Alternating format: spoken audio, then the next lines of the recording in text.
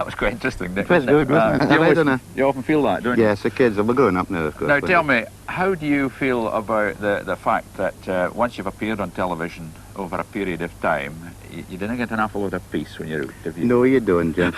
But I'll tell you what, there's never anybody rude. It's You true. know, everybody's always very nice when they come up to you.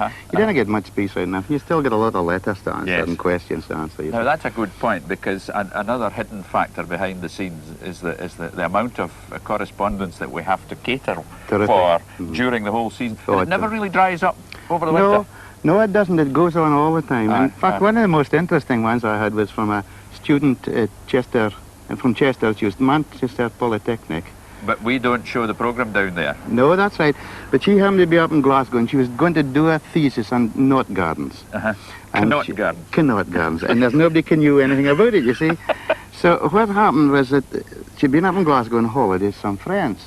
And this friend says, well, why don't you write into the garden at the Beechgrove? He's old enough to know about anything, you see. Well, and eventually she did write to me, and they did a very encouraging response.